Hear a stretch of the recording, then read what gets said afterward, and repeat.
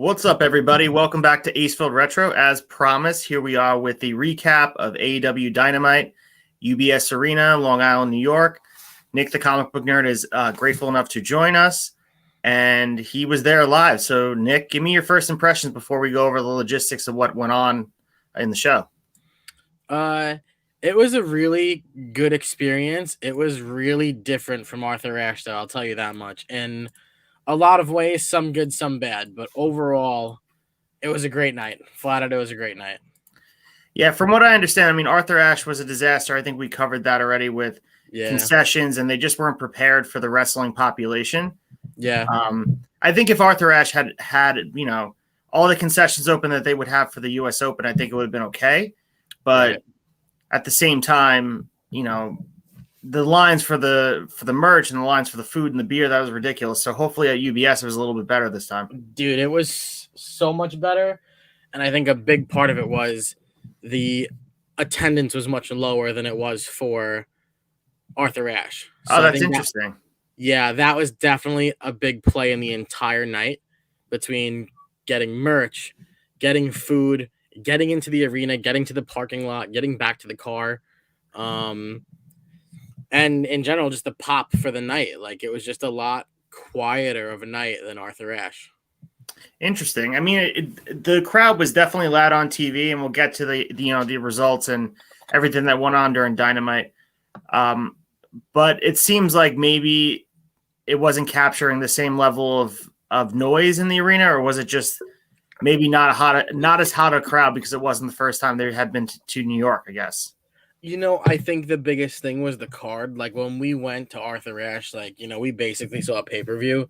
Right. Where tonight it wasn't the same way. Tonight was the arena wasn't full. The side that the camera shoots from into the ring, that side of the arena was maybe at 50% capacity. Wow. So it was just, like I said, it was just a lot less people. So for a lot of reasons, like I said, pop when somebody came out just wasn't there for a lot of people. But at the same time, it was still a great crowd. That's the good thing, is that the fans down low were awesome. We were up pretty high, but it's not a greatly huge arena. So there was still plenty of noise for us to make too, which is good. Yeah, I mean, the thing is, too, from my perspective watching on TV, the crowd was very hot for the Punk segment, and they popped really loud for MJF. Cody got booed pretty loudly. Yeah. Just comparing it, I mean, we don't want to do AEW versus WWE, but you kind of have to. They did shows 2 weeks apart. Yeah. The crowd for AEW was hotter. I mean, I watched both on TV. Yeah. And it seemed like there's more passion for that product. Yeah. And watching the rerun of Raw on Hulu, they actually piped in noise and took away noise, which is something I was complaining about earlier. Oh, wow. And I know you and I have spoken about it before. I know you really consume SmackDown and Raw on Hulu yourself because instead of 3 hours, you're watching an hour and a half of wrestling. Right. So it's a little bit easier to watch because it's a drag. Yeah. But I found it almost impossible to watch because they doctor a lot of the noise that goes on in the crowd. Yeah. They either turn up the cheers for somebody who's already getting cheered, or they change boos to cheers, or it just sounds so fake. SmackDown sounds so manufactured, so does Raw. Right, exactly. 100%. And this is more true volume, for what's going on. All right, so let's get into the show. You were there live. I watched it live. Everyone watching, I'm sure you guys enjoyed Dynamite. But the opening segment, we heard MJF's music hit. Huge pop for the night. And out walks CM Punk to a chorus of boos, shockingly. I had said in the pre-show when I was talking about what might happen. Would MJF get the hero's welcome? I wasn't sure. I was hoping he would. But it was very interesting to see them do the bait and switch, because if you remember, there were some people that were, I guess, skeptical that Punk was actually coming to AEW back in, I think it was July. Yeah, July is when he made his debut at Best in the World. There were some rumors that Punk's music would hit and MJF would come out and say, whatever, do the double switch. Cool. So the fact that Punk did it with MJF's music was sort of a nod to that crowd and that critical crowd. Yeah. What was your reaction in the arena to that? So we said it a few times tonight, and as a fan there, it was really hard to boo Punk, but you had to. Like, it was kind of, in a way, it kind of set the tempo for the show. Like, because there were a lot of Long Island guys tonight, so all of a sudden you see that damn scarf that MJF wears, and out comes CM Punk, and you're just like, whoa, like, what? And, it made it super cool, but at the same time, like, you had to boo him, and then he got out there and he started talking and promoting and doing his thing, and he trashed the Islanders like he was MJF. I think that was the point of it, was the fact that he came out and had to portray that role as MJF before the Rumble started, which was the first match. So yeah, he was begging to be booed. He was playing the heel. Yeah, he was doing the cheap dishes, and I think Punk was enjoying it. You saw the sly smile that was on his mouth. Yeah, I think he actually enjoyed getting the heat for the first time in a while. Yeah, and this might have been a low-key response to the criticism that people and MJF gave him last week, saying that you lost your edge, you are like John Cena, you're just doing the comeback tour and saying you're happy to be there. Yeah. So it was nice to see CM Punk go out there and have an edge to him. Yeah. That being said, it was a weird decision to kind of force the crowd's hand to make them cheer MJF. I think they would have anyway, but Punk gave them no choice. I mean, disrespecting the Islanders, disrespecting Long Island. Yeah. Comparing the city to Chicago to Long Island. Yeah. I thought they were, like, you could see that AEW really wanted MJF to have a homecoming similar to Bret Hart in Canada. Yeah. And I think it would be really cool to see, and I said this on the pre-show, I know you were at the show, so you didn't see my 15-minute video. It'd be kind of cool to have MJF be our Barry Bonds, like, in San Francisco. Let him be. Yeah. He's a really bad guy everywhere else, and everybody knows he's dastardly, and he's a heel, and he does bad things. But he's our heel, and he's from our hometown, and we will cheer him when he's here. And I think that might be the start of something. Yeah. Where MJF, the one respite he'll have from all the boos and, the vitriol from all the crowd, will be in Long Island, New York when he comes to UBS. So right. I am looking forward to their match, obviously. I think it's going to be a great match. But let's go over some of the lines. I have it pulled up here, and I took some notes during the show.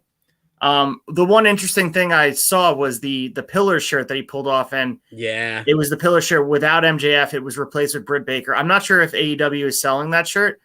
They weren't there tonight, I'll tell you that much. Nobody was wearing it in the arena when we went to. There was only one spot for merch. It was not a part of it. Yeah, the original Pillar shirt was released a while ago, and it had obviously MJF as one of the pillars, and it's a very interesting concept, and it had me really thinking about who are the four cornerstones of the company and to build around. And I think they nailed it with Jungle Boy, Darby, Sammy, and MJF. And, and you sprinkle in all the veterans that have signed and all the extra talent with Bryan Danielson and CM Punk and Malachi Black. Yeah. You have a ridiculous company, but it's really nice that they're recognizing that the core of this company is going to be built around the four youngest guys with the most talent. Right. And then I like how they threw the female in there as well. It was kind of, the mockery of the shirt, but at the same time, I think it was a point to be proven, Yeah. CM Punk finds a way to put over Britt Baker in every on-camera interview, off-camera interview. He respects Britt Baker, and, obviously she's doing the best work in women's wrestling we've seen in quite some time. So definitely warranted as well. Let's see some of the stuff I wrote down here. One thing I did note, and from living on Long Island, Punk did say in Long Island a few times, which I think was met with some boos in the arena. I'm not sure if people were catching on to that. Yeah. And maybe he was doing it on purpose. Also the other thing about making the Islander stuff was low blows, but it was just like fodder and it was an easy target because the Islanders get so bad. Right. Exactly. He even brought up how they beat Ottawa last night. And it was like him beating QT Marshall. I did laugh at that line. Awesome. Yeah.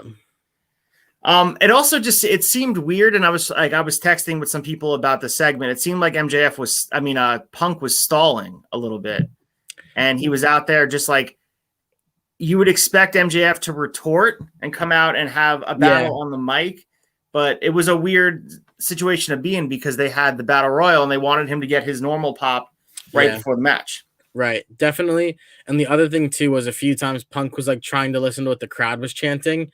And we chanted, I think there were like 4 different chants. Twice he literally was like, I don't understand you. And week, I don't know what they were trying to say either. It was very difficult to make It out. sounded like people were saying "shut the fuck up." At one point, shut the fuck up was one, yeah. And I didn't know what the other one was when he stopped and like was questioning what people were saying. I couldn't hear it myself, but it was loud. A section of the crowd was very loud. Yeah. The thing that like kind of stunk the most about that whole thing was we didn't really get Punk's music tonight. But at the same time, like when we did, it was like it just wasn't taken as it normally is. Like you couldn't like the guy tonight because of MJF. You know, it's hard, but it was just a different vibe because the same thing happened later on with Bryan Danielson. Like you couldn't cheer him on because he was fighting John Silver. Yeah, and that's what's really cool about the AEW crowd. It seems that although it's usually a smart crowd, very internet-based fandom, they play along with what's going on in the, storylines. Like the Bucks get booed, Kenny Omega gets booed, but everyone in the crowd, half of them are wearing their shirts and the other half are huge fans, and they're the reason they're even in the arena. Yeah.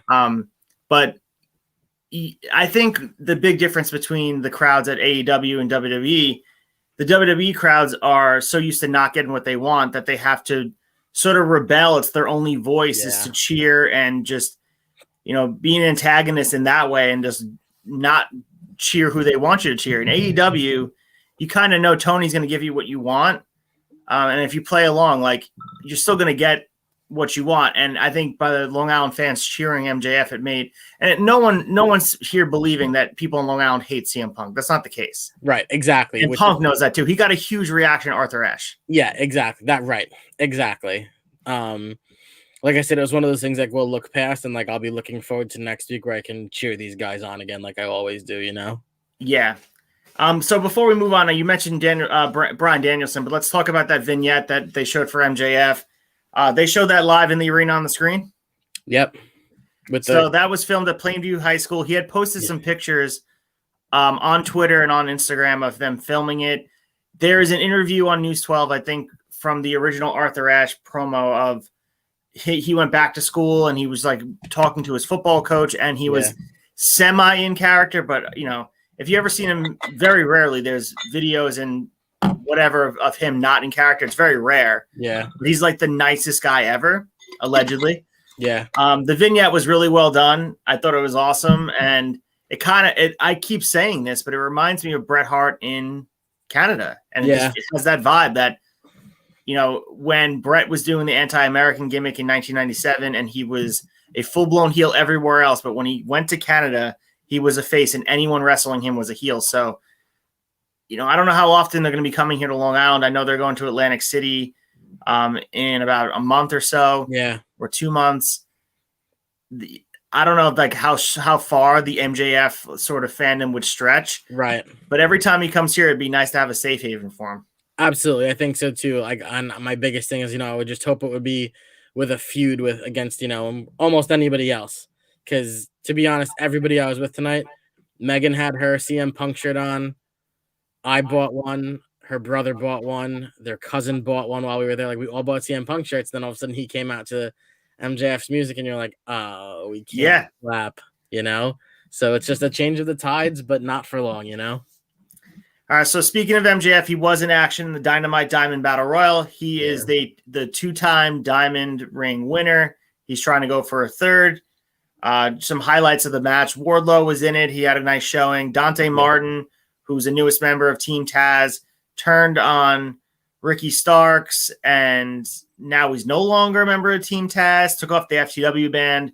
Yeah. Very confusing as to what they're doing with that. I mean, I was happy to see Dante join Team Taz.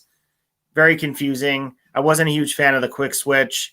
They made it clear that Dante Martin is indeed out of Team Taz because Taz was selling it on commentary. I'm sure you didn't know that on your end. Yeah, so there was a lot of things on commentary we wish we could have heard. I'm excited to watch some of it tonight and the rest of it tomorrow.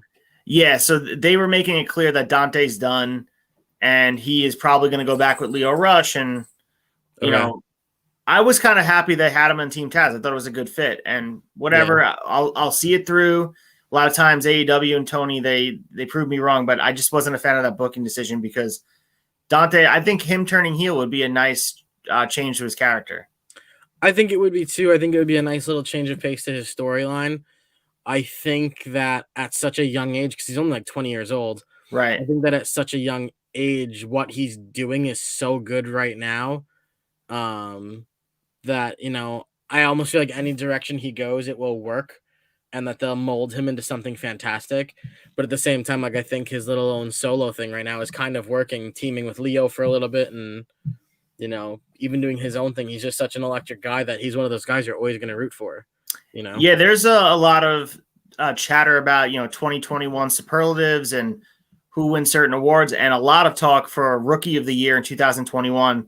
Conversation kind of toggles between Daniel Garcia and Dante Martin. Mm-hmm. And for me, I'm pretty much torn. I mean, Daniel Garcia came on the scene mid-year.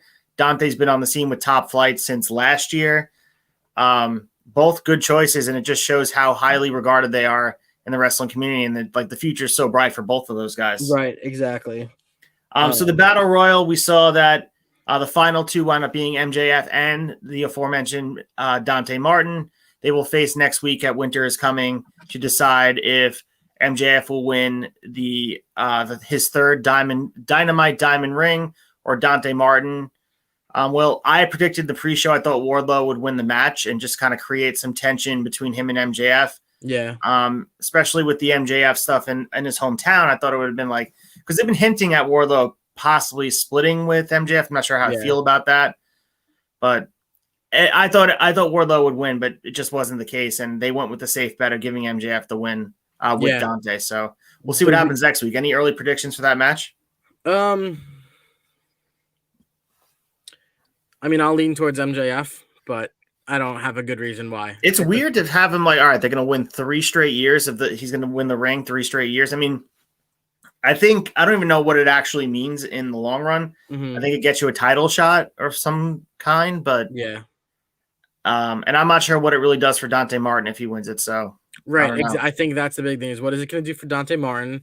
My other thing is going to be MJF he only has a few losses and he's never been pinned. I don't think Dante Martin is going to be the first person to pin MJF. I also don't think that, when him and Punk fight, I don't think Punk's going to be the first person to pin MJF. I just don't see it going down that way yet.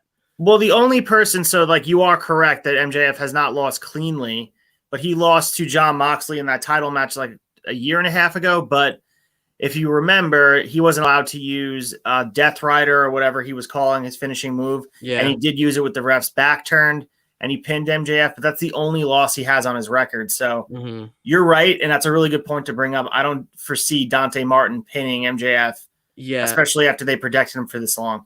Exactly, that's the thing. So if Dante's going to pin MJF and beat him, I definitely don't think he's going to go back to Team Taz, because I think at that point, now it's I think that kind of puts the jetpack on, and it's all right, we're going with you. This is it, man. Start moving, and then he's going to start for some big matches and, get a lot of huge promos and stuff. And I just think it's still a little too early for that, in my opinion.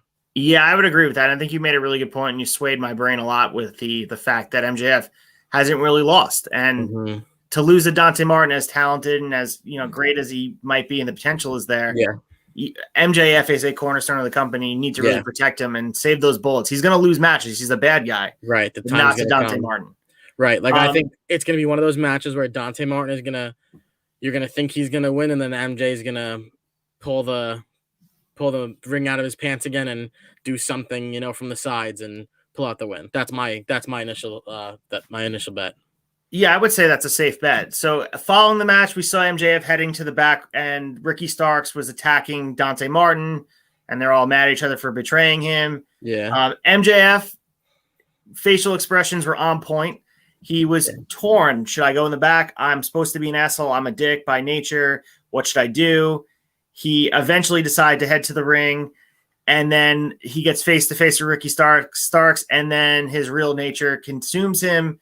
He attacks Dante Martin with Ricky Starks, and then Punk joins the fray, who got a mixed reaction coming out.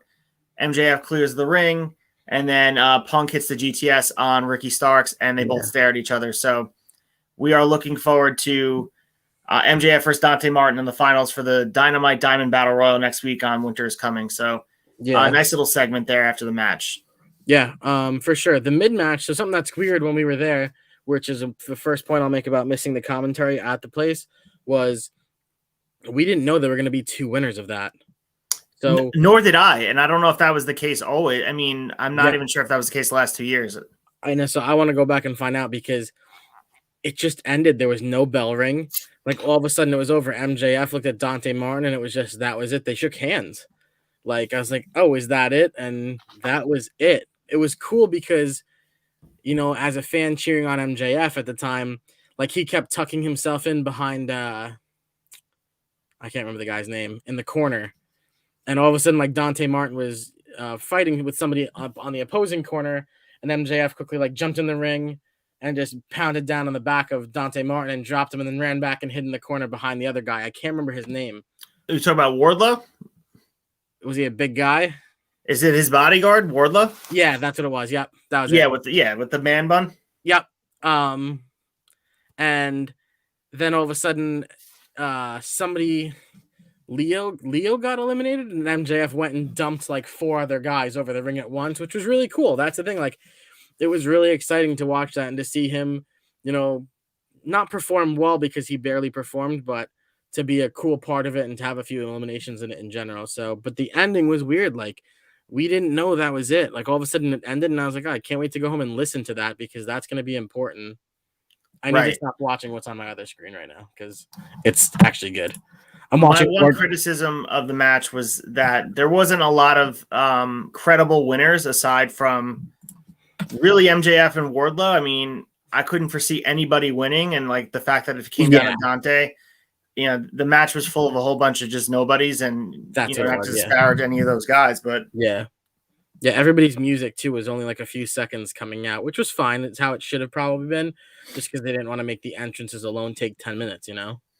Yeah, it had a lot of vibes of, and as much criticism as he gave the Rock 25th anniversary Survivor Series Battle Royal, it had that type of vibe a little bit. Okay. So, you know, I wasn't a huge fan of like the format, and you know, we'll see. You know what? I'll save judgment for next week and see what they do as far as where they go with it. Okay. So the following match we had Jurassic Express and the Varsity Blondes taking on the Acclaimed and Team 2.0. Yeah. Daniel Garcia, great. I think he's fantastic. He has a bright future ahead of him. Yeah. Great match here. Yeah. Crowd loves the Bucks. They love to boo him. Yeah. A lot of action. You know, the Bucks won. Jurassic Express. Yeah. Sorry, I'm getting ahead of myself. No, Jurassic Express and the Varsity Blondes versus the Acclaimed and Team 2.0. The Bucks is the match following that. Yes. Jurassic Express and the Varsity Blondes. Jungle Boy got a huge pop. His music, everyone was singing along to it. The Varsity Blondes look good. I think that like having them team with another established team like them gave them a nice rub. Yeah. It was nice to see the Blondes on TV instead of being on Dark. Yep. And it's funny. And then the Acclaimed rap was awesome. Yeah. It's funny because the first time I saw the Blondes was at Arthur Ashe. They fought did they fight the Acclaimed? No, because they were still technically suspended when we were there. Yeah, Pillman. I think Pillman just wrestled. That's right. Yeah, Pillman got attacked by MJF, or he was wrestling in a singles match, I believe, at Arthur Ashe. No, you're right. That's what it was. So the finish of the match, we had the Acclaim goes for the double team spot on Pillman Jr. He reverses and ends up making the tag to Luchasaurus. Yep. Handles all 4 opponents by himself, ragdolling the 4 and launching them into the opposite corner. Yeah. Luchasaurus got a huge reaction on TV. Like, do you feel like he was getting a lot of pops there? Oh yeah, absolutely. He was the 4th person to go into the ring. And when he finally got in there, I think he wiped out all 4 guys at one point. And when he was gonna go for when he does like the choke slam with one guy onto the other, lately, like a lot of times, like you see like that kind of starts to get countered or a third person will interfere. And he got out of it. I'm trying to remember how he got out of it, but it was super cool. I can't remember. I've got like scrambled egg brain right now. So the end of the match saw Jungle Boy coming for the hot tag, and he's flying over the place, a huge pop. Other people joined the fray. It was a chaos in the ring. Yeah. High spots all over the place. Jungle Boy ends up settling into the snare trap submission. Yes. He waits, however, as he sees Eddie Kingston run down to the ring, and he attacks Daniel Garcia. Yeah. Once Eddie Kingston's done with the run-in, Jungle Boy locks in the snare trap and gets the submission win. And it was nice to see Jungle Boy get another solid victory. Yeah. They did a lot of damage to him throughout the summer. I feel like he wasn't getting the wins that he probably deserved. Yeah. So these are two big wins in a row. The biggest one being that match against the Elite at the pay-per-view. So it was nice to see Jungle Boy continue the momentum. And, the Varsity Blondes were there for the ride as well. Yeah. I'm interested to see what they're doing with that Eddie and the Daniel Garcia feud. That's very, very, very explosive. They're like, yeah, it seems unscripted when they're yelling at each other. Yeah, for sure. I think Eddie is just that kind of character, which is, I think he does he know it's fake? We're not sure. Yeah, I know. Exactly. Yeah, it's one of those. But I think what was cool about this match was you had a lot of time with the Varsity Blondes. Jungle Boy started off the match. Then it went to what's Pillman's partner's name? Griff Garrison. Yeah, he went in, and then Pillman for a while, and then Luchasaurus, and then it went back to Jungle Boy. But there was a lot going on outside the ring the whole match too. They were all going at it with each other, so it was cool to see that the Varsity Blondes were kind of like not highlighted, but the meat instead of the potatoes of the match. Yeah, they get definitely, and I think AEW does a good job of that, and we see that with the matches with best friends and sometimes like that. Yeah, you pair them with a nice hot act, and you get them some shine on a big show like this. It was cool to see. Yeah, absolutely. After the match, the brawl continued with Eddie Kingston. Team 2.0 and Daniel Garcia came and they were beating him down. They leave him laying as officials flee the scene to break things up. Just chaos. So yeah, I think we're going to see Eddie Kingston. Maybe with Santana and Ortiz, who were involved as well. Yeah. With Team 2.0 and Daniel Garcia. So we'll see what things shake out if it gets announced for Winter is Coming. Yeah. Following that, FTR and Tully Blanchard cut a promo on the Lucha Brothers. FTR looked studly with their AAA Tag Team Championships. And every time I see FTR, I just think how WWE missed the boat with them. They are just an absolute great package with Tully Blanchard. I think they fit any era of wrestling, and they are a staple of any tag division. So I feel bad that anyone couldn't think of anything to do with him with WWE creative. Yeah, it's sad, but the two of them are those are just two guys who together are just colossal. They're so fun. They know what the other one's gonna do. I don't want to give spoilers away for Rampage, but listen, I mean, we can do Rampage. I don't mind hearing the results of Rampage. Let's finish with Dynamite, and we can tell people we'll split it in half if you guys want to stop watching the video. Yeah, we'll talk about Rampage results. Yeah, either that or I'll do Rampage with you on Friday when it's over, because that sounds good to me as well. I'll get home just as it ends, and I don't have to watch it, obviously. So the Young Bucks and took on Rocky Romero and Chuck Taylor. It was funny when I was watching this. Every time I see Rocky Romero or I see Wheeler Yuta, I think about how they just replaced Trent Beretta with him and acted like he didn't exist after he got hurt. So a fun match, like I talked about that. All Bucks hit all their spots. The crowd loved the Bucks, and I think they popped pretty well for them. Mm-hmm. We saw the end of the match. We had seen Trent Beretta come back with his mom in the van. Okay, yeah. I was gonna say, wait a second, was that Rampage? But it wasn't. Yeah, so that was cool to see. Yeah.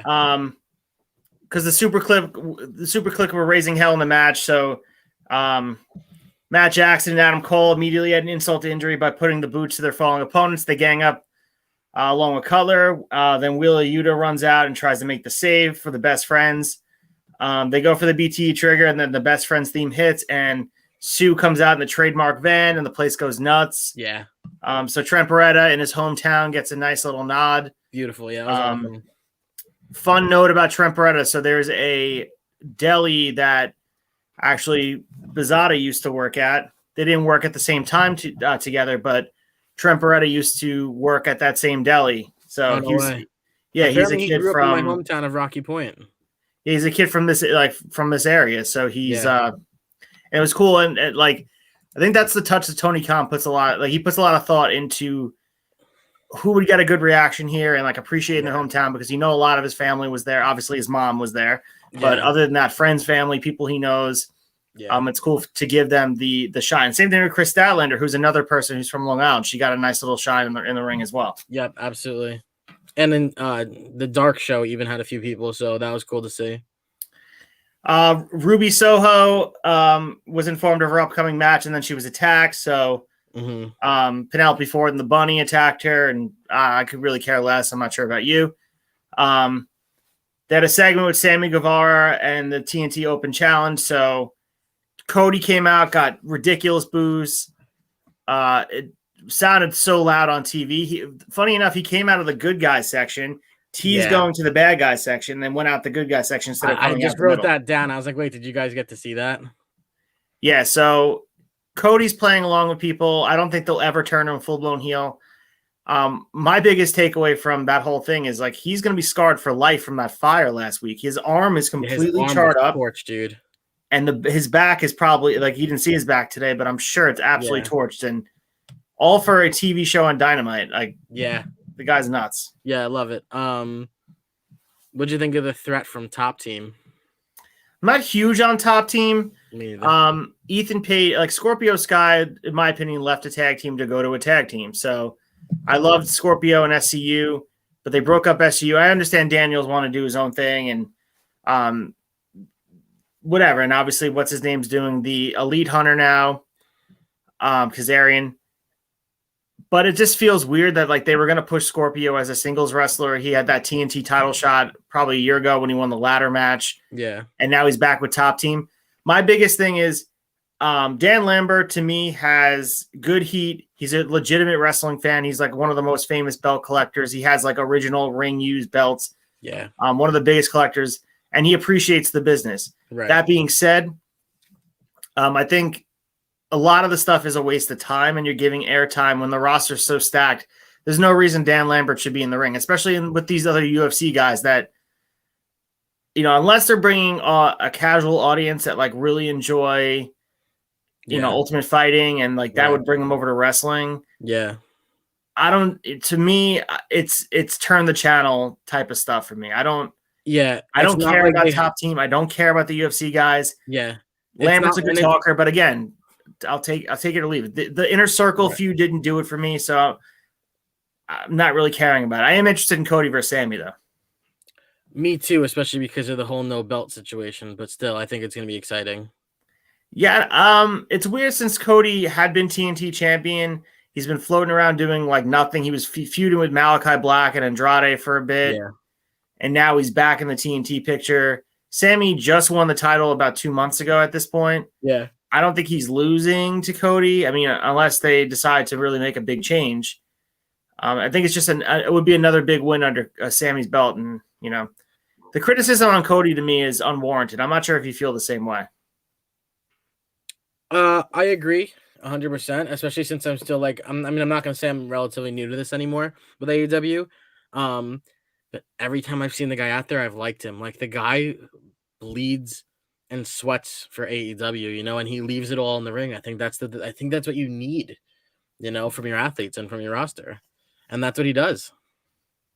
Yeah, I'm a huge fan of Cody, and I think it's weird. People make the comparison with WCW/TNA, Jeff Jarrett, and early 2000s Triple H, where he has the golden shovel and he's burying people, putting himself over. Yeah. Where evidence doesn't support that. We're sitting in a time where Cody Rhodes, from the beginning of AEW, lost the match where he could never challenge for the title. He's never challenged for the world championship since then. He loses almost every feud he's in. Mm-hmm. He lost to Malachi Black. Brody Lee squashed him. We have a comment in the chat. I'm not sure who that is. Charlotte Kennedy. How's it going, Charlotte Kennedy? Thanks for watching. That type of the hate on Cody to me is unwarranted. And yeah, you know, if you want to say you don't like the character, you think he's corny, you don't like the reality show, that's fine. But don't compare him to Triple H and Jeff Jarrett. Right. I agree with that 100%. I think the big thing with Cody and Sammy is going to be you want to see Sammy fighting bigger names. And I think in my head, I think Sammy is fantastic. I think he's so great for the company. I think he's a great wrestler. I think he's great for the audience. I think like if you imagine Sammy climbing a ladder, even though he's the champion and technically he's at the top, this open challenge thing, I think that every person he's fighting is going to be a harder step up that ladder. Like he started with Jay Lethal, who, don't get me wrong, like I know was part of whatever that was, Ring of Honor, and he was like a long-term name, and he was a great wrestler. Their match was great, but you knew Jay Lethal wasn't going to beat Sammy in his first matchup. Just like Jay Lethal got tossed out of the ring like third tonight in the Battle Royale. So I think that who did he fight? He fought Jay Lethal, then he fought somebody else. Who did he just fight? I forget, but it definitely was not a match that you thought that he was losing. Yeah, so I think I'm not saying that Cody is an easy step, but I would bet my life that after you see Cody, he's going to fight another big name and another big name and another big name, which I think is great for the open challenge.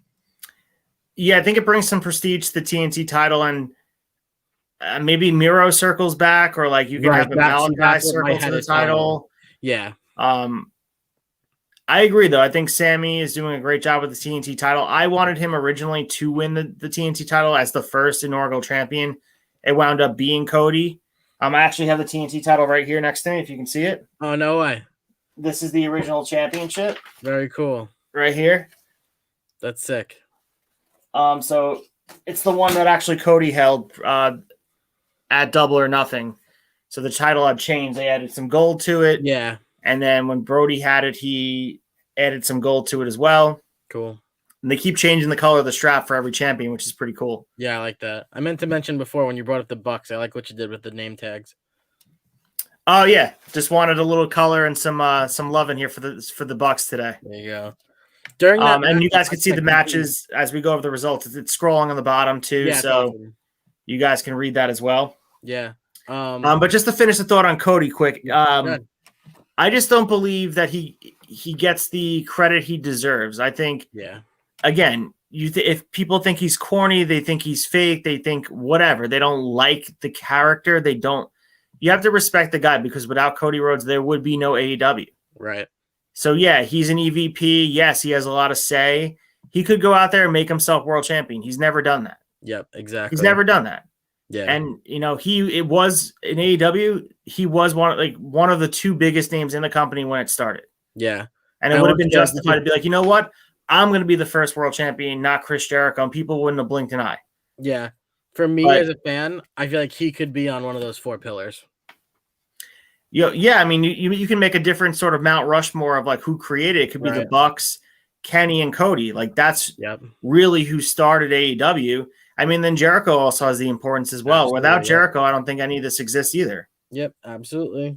So if Jericho didn't make because really Jericho took a huge risk. I mean, they all took huge risks, but Jericho took a risk by leaving an established role where he could have just did the nostalgia act and come back for the Rumbles and do some matches with, in WWE or go to Japan and not worry about AEW. He's got to get a lot of credit for taking the risk prior to it being established, because he joined something that was non-existent. Yeah. And took a risk when it wasn't here. It's easy for all these guys like Cole and Danielson and, maybe Kyle O'Reilly and Bobby Fish and all these guys when it's established and it's like, wow, we're getting paid and this thing has a TV deal and it's established. That's the thing. Chris Jericho did that before it happened. Right. Now there's a foundation, there's solid ground to jump on and land on. Yeah. And whether people, I mean, I read stuff all the time on whether it be on Squared Circle, on Reddit, on Twitter, on Instagram. People love to hate and they want to take sides. And there's this tribalism of WWE versus AEW. For me, I'm a wrestling fan and I'm a fan of good wrestling. Right now, there's only a few companies creating good wrestling. And if WWE starts creating good wrestling, I'll tell them, I'll talk about them creating good wrestling. They're just not at this moment. Yeah, right. I mean, there are blips and good stuff that happens. Like, of course, the Roman Reigns stuff is great. Kevin Owens is great. Sami Zayn is great. All that stuff on there's small pieces that are great, but it's great despite what they're doing.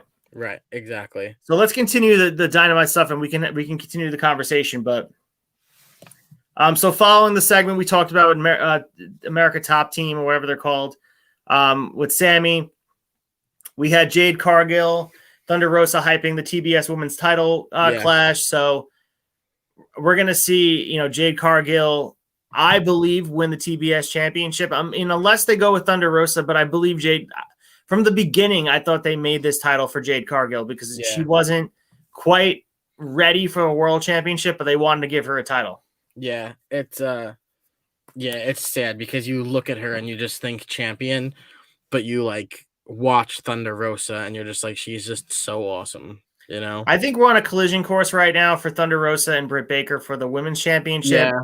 So I don't think they bog down Thunder Rosa with the TBS title. I think eventually we're going to have that match between Britt and Thunder Rosa, and I think ultimately Thunder Rosa will be the one who takes the title off Britt.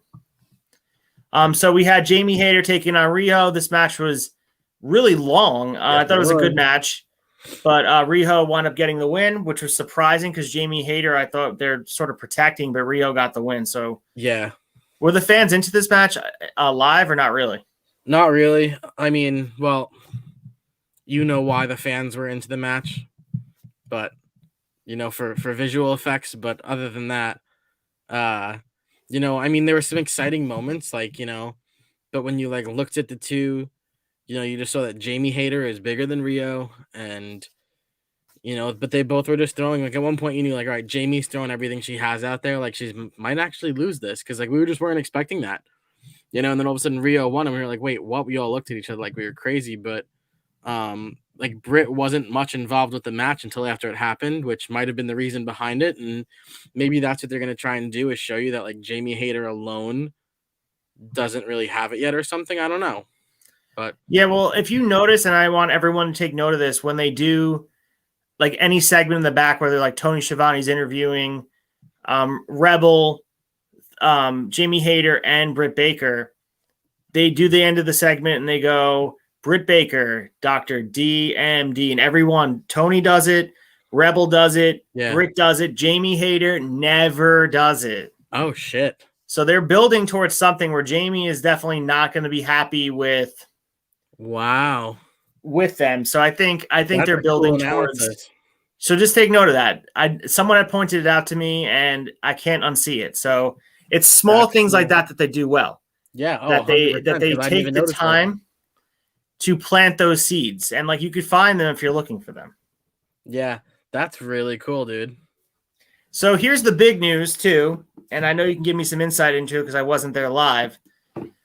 Taz revealed his big news for Friday's Rampage, and his son Hook was debuting in a match. And whether it is a meme or people are actually excited for it, he was taking on Fuego del Sol. Don't give me spoilers, but give me just an initial reaction to Hook in the ring. Incredible. Yeah. Oh yeah.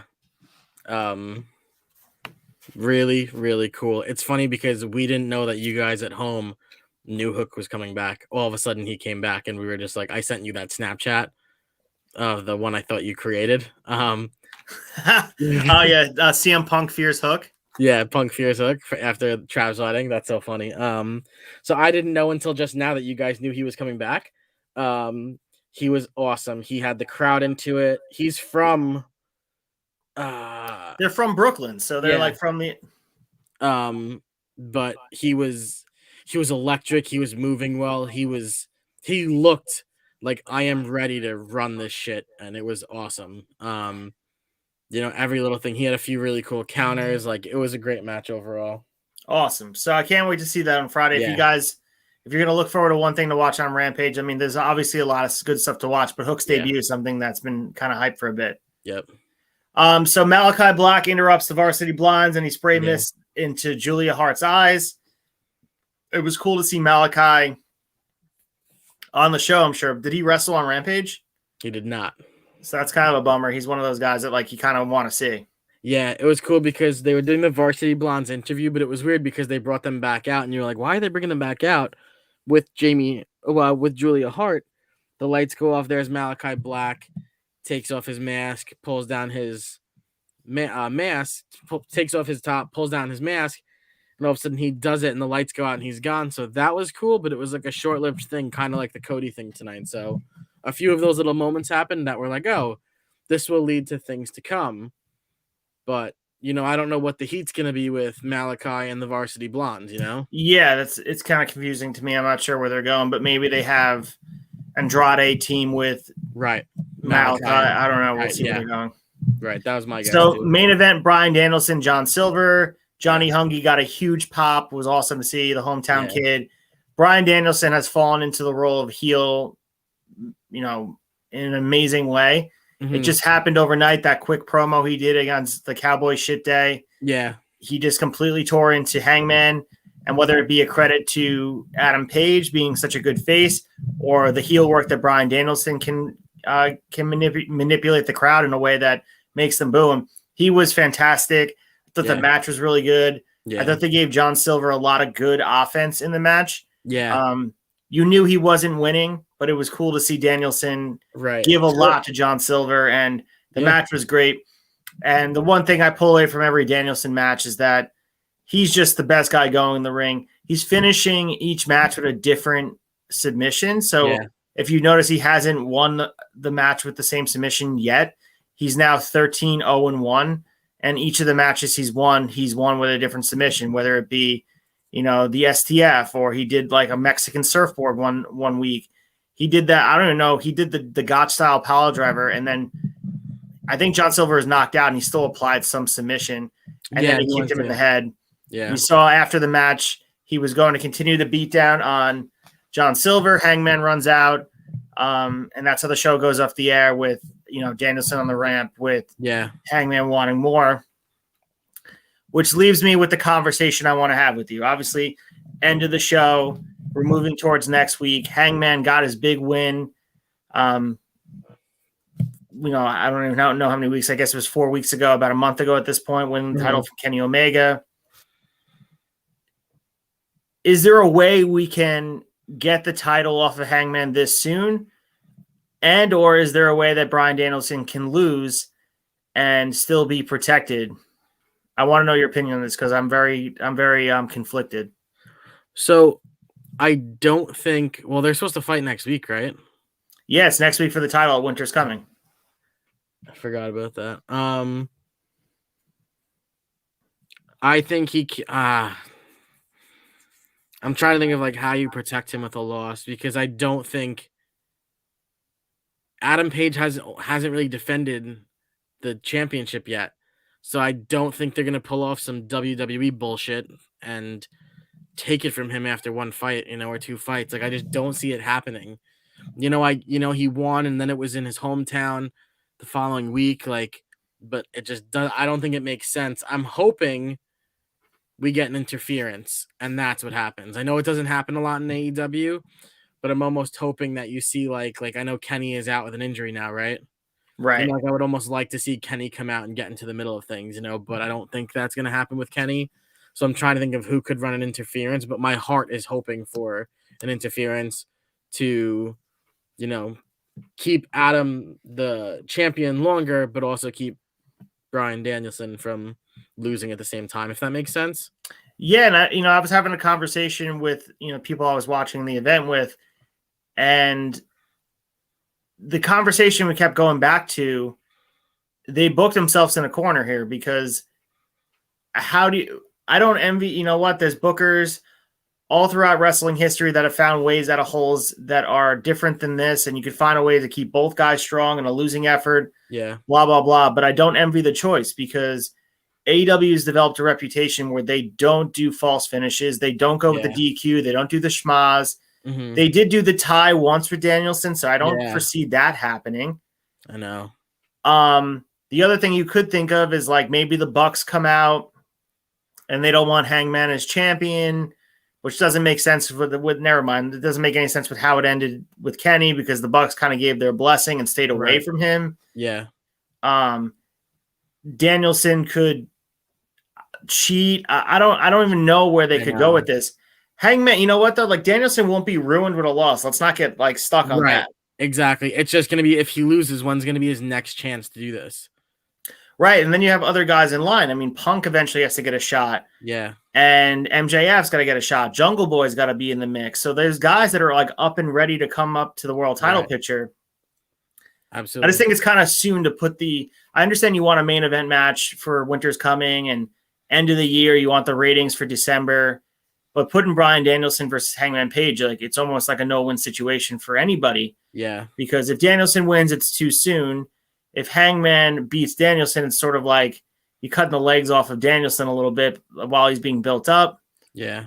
The other criticism I had in my brain was if they had Danielson go in and beat Hangman for the championship, you're almost saying that AEW is not as good as WWE, because you take the WWE guy, he comes in and he beats your champion and rolls through the competition. He's never lost. He just goes in there and wins the title. Yeah. It's good for publicity. It's good for like the mainstream fan, because you may get people that see Bryan Danielson with the title and recognize him and want to watch. Yeah. That being said, maybe you can use Bryan Danielson's star power and his established sort of WWE draw and have him just elevate Hangman just that much more. Right. Put him up here.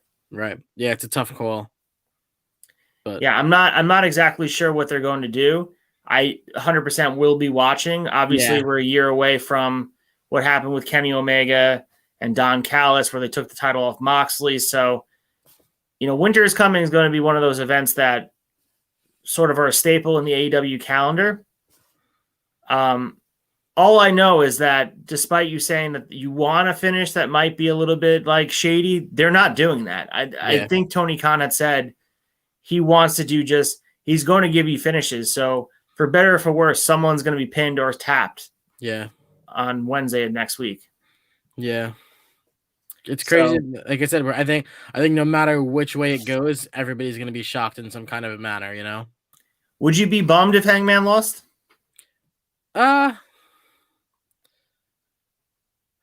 Yes and no.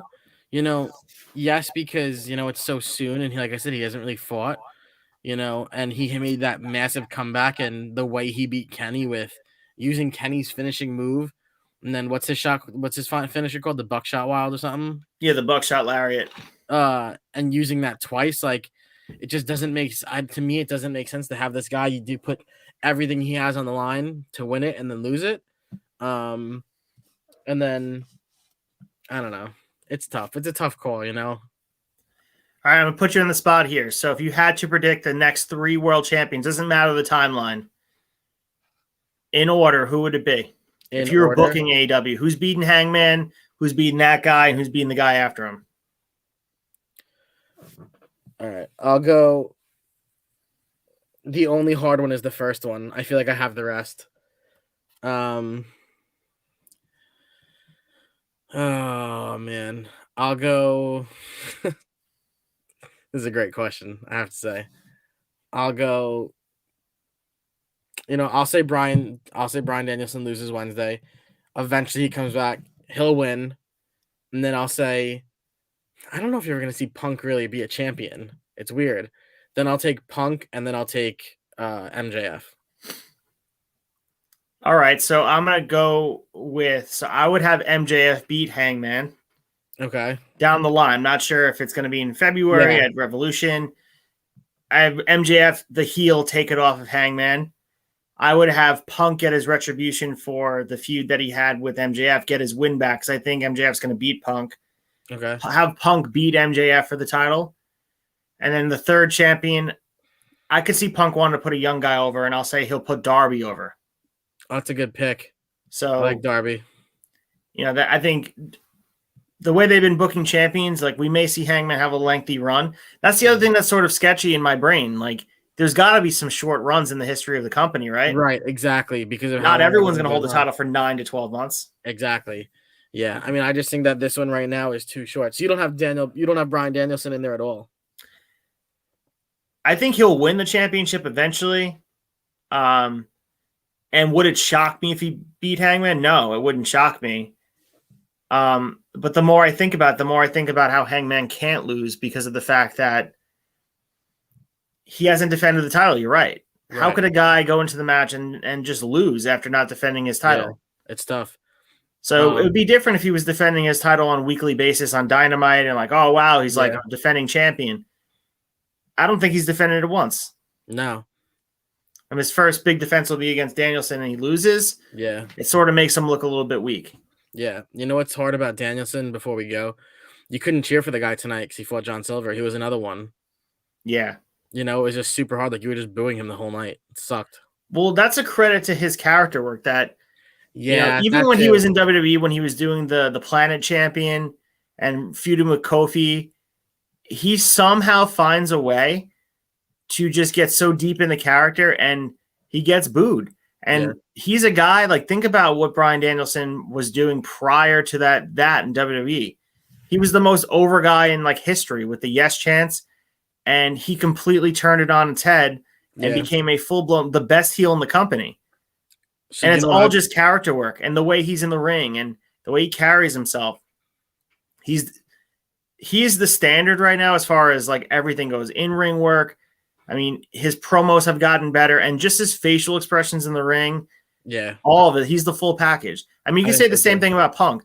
Punk took the crowd in the palm of his hand today, and they wanted to cheer him, like you said. You want to cheer him. You're all wearing his shirts, but he's disparaging Long Island, and he's making fun of the Islanders, and he's taking every cheap shot in the book at the fans, and you almost out of respect have to boo him because it's like, dude, like we have to boo you. Yeah, exactly. It was, and that's the thing, like it's hard, like you don't want to do that, like there are some heels we love, that, but it's just the way it goes, it's just. But the difference is when you have a company that is giving you what you want on a consistent basis, you feel like you don't have to boo the heels and hijack the show. Yeah. If you notice, that never happens in AEW. There's never, I mean, you see Cody get booed and they play into that, but that's really the only time the AEW fans sort of don't jive with what they're trying to do. Yeah, exactly. That and MJF, exactly. It's hard. You know what I noticed about not only tonight, but possibly the last time when who did Bryan Danielson fight last week? Alex Reynolds? No, Colt Cabana. Oh, Cabana. Or was Cabana 2 weeks ago and Alex Reynolds was last week? Yeah, he also wrestled 10 too, so I don't know. He's all over the place. He's wrestling all the Dark Order. He's not using the yes kicks, and I think a big part of it is he does not want the crowd to be saying yes in his direction. Yeah. It's kind of a reach. Like, I could be wrong in all honesty, but like tonight, like there was not a lot of kicks going on. Like when he had somebody pinned in the corner, he was just like doing, chest slaps and stuff. And it was like, when typically you would say no, but people were doing the Ric Flair woo instead. Right. I was like, I think he's trying to get us to say no. It's a testament to, like I said, like he understands how everything in the, like he knows where the camera is. He's aware of everything that he does in the ring does have sort of some bearing on his character. So he can continue with his moveset and what's comfortable, but he just goes with little things that kind of build, and look what he's doing. I mean, he went from the biggest babyface in wrestling to a heel in a week, and he's wrestling John Silver, who is an undercard guy. Let's be fair about it. And they're cheering Johnny Hungy over him. Yeah, exactly. It's crazy. It's awesome. Yeah.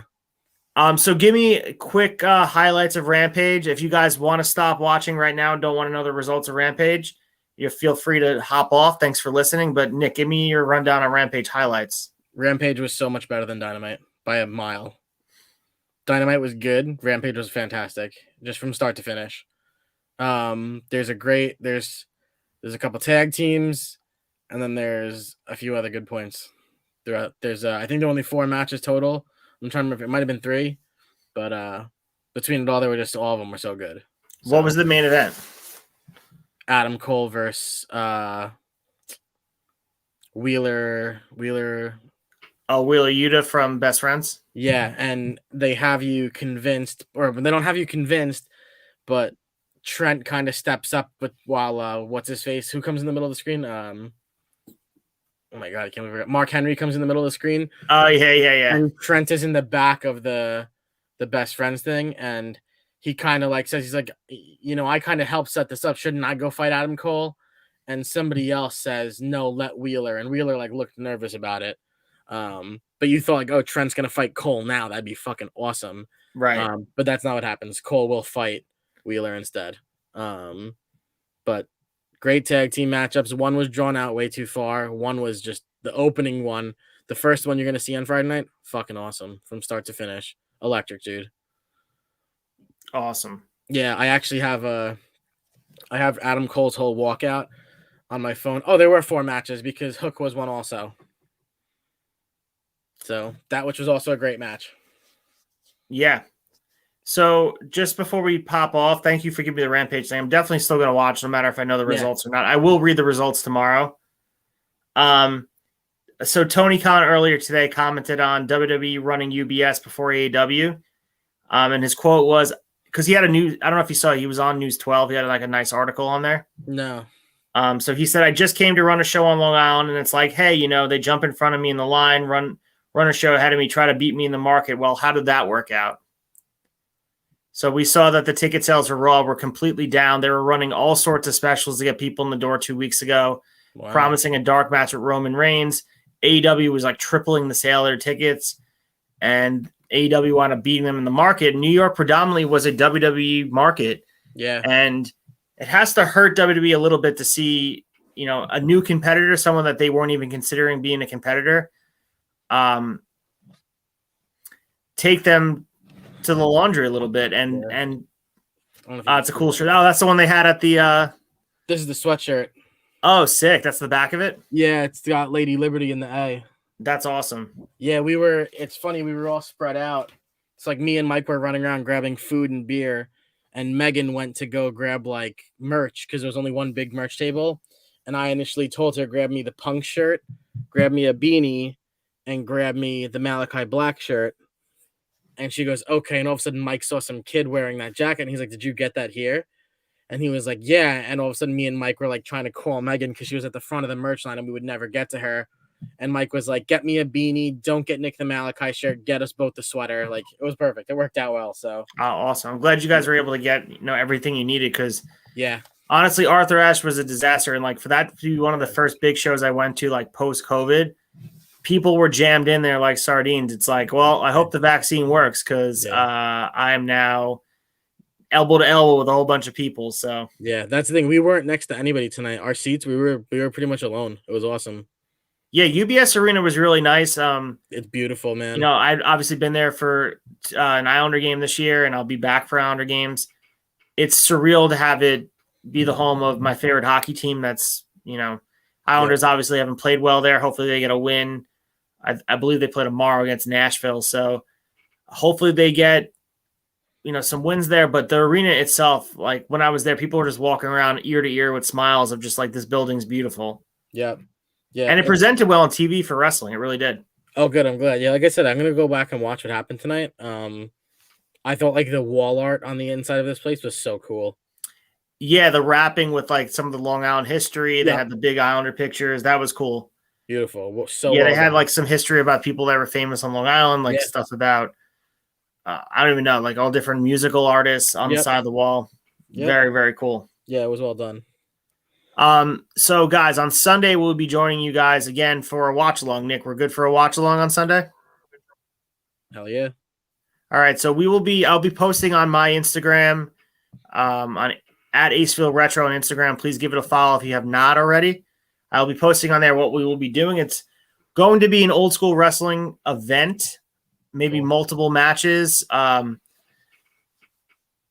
pick 2 matches. There have been some suggestions. If you guys have any requests, please let us know. There was the Ric Flair versus Sting match from Clash of Champions 1987. I think that will definitely be one of the matches we do because one of the people have commented twice now on there. So cool. If you guys do comment on there, we do deliver on these requests. So we will watch that match. Nick will enjoy that match. I've seen it. It's on the Ric Flair DVD, but it is also on Peacock. So we will go back and watch that. Cool. And we will pick another match. So, Nick, just think about it.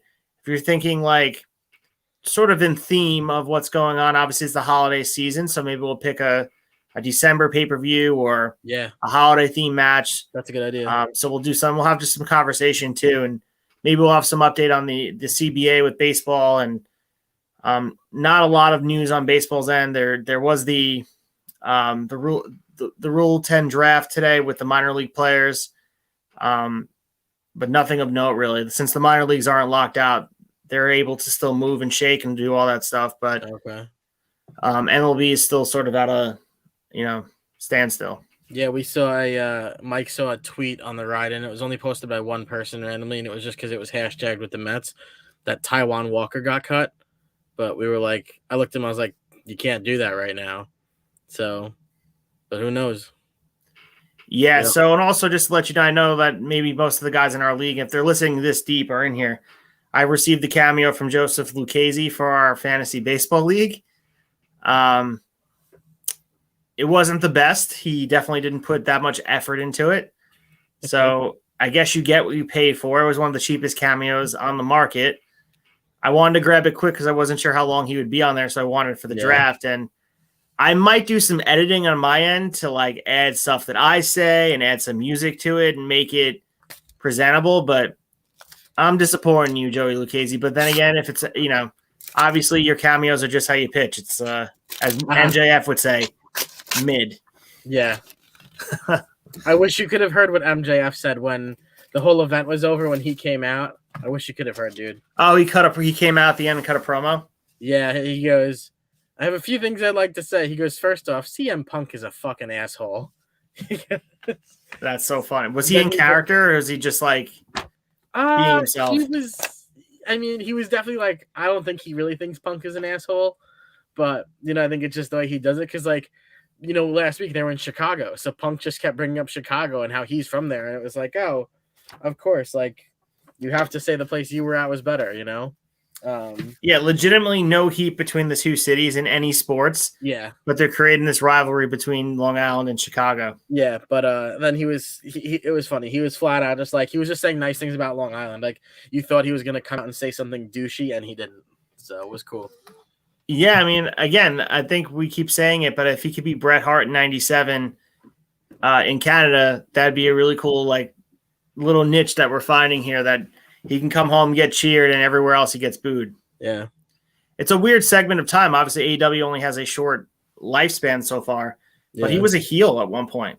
Yeah. I mean, he was a face at one point when he was tagging with Cody. So he's been a face already, which is bizarre that they even did that. Yeah, really weird. So he's capable of doing it. And I think when he eventually turns face, way down the line, hopefully, I think he'd be an immense and enormous baby face. So if done right. Because he has the charisma of a guy like The Rock, I think. Right. He's got the face of it too, that stare down. He's a good-looking guy. Like, he's good in the ring. I think he has the potential to be a huge megastar. Yeah. But I think that's it, Nick. Any more thoughts on AEW? I appreciate you getting on here. Right now it's 2:30 Eastern. I got to get to bed. Yeah, me too. I'm off tomorrow and I got to get to bed. I'm just shot. We are, committed to this, and I appreciate you guys watching. Yeah. And I thank you guys for subscribing. We're up to almost 30 subscribers in about 2 weeks. And thanks to Nick the Comic Book Nerd's followers for, popping on and commenting. Some people have been joining from Instagram.